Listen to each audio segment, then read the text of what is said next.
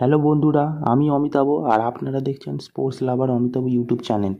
তো গাইস, আজকের এই ভিডিওতে আমি যে টপিক নিয়ে আলোচনা করব, তো আজকের এই ভিডিও টপিক হচ্ছে যে এবছর আইএসএল এর সিজনে কোন গোলকিপাররা মোস্ট ক্লিন শিটে এগিয়ে আছে, অর্থাৎ কোন গোলকিপাররা গোল্ডেন গ্লাভসে এগিয়ে আছে।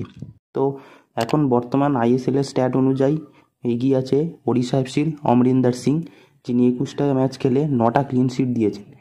তারপরে আছে মুম্বাই সিটি এফসির পূর্বা লাচেনপা, যিনি 19টা ম্যাচ খেলে 8টা ক্লিন শিট, এবং থার্ডে আছে বিশাল কাইত মোহনবাগানের 22টা ম্যাচ খেলে 8টা ক্লিন শিট। আর চারে আছে হর্ষদীপ সিং এফসি গোয়ার 15টা ম্যাচ খেলে 7টা ক্লিন শিট। তো 1 থেকে 4-এর মধ্যে আমি বললাম যারা যারা গোল্ডেন গ্লাভসের দাবিদার হিসেবে এগিয়ে আছে।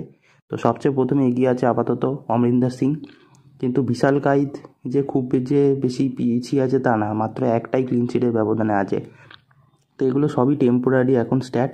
ম্যাচে মানে লিগের শেষ ম্যাচ অবধি দেখতে হবে কারা সবচেয়ে এগিয়ে আছে, সেখানেই ডিসাইড হবে কে আসলে গোল্ডেন গ্লাভস পাবে। তবে এখন আপাতত এগিয়ে আছে অমরিন্দর সিং। তো এটাই জানানোর ছিল। তো ভিডিওটা যদি ভালো লাগে অবশ্যই লাইক করো আর সাবস্ক্রাইব করে রাখো এরকম football cricket related update information পাওয়ার জন্য। তো আজকের এতটাই। তো দেখা হচ্ছে পরের ভিডিও।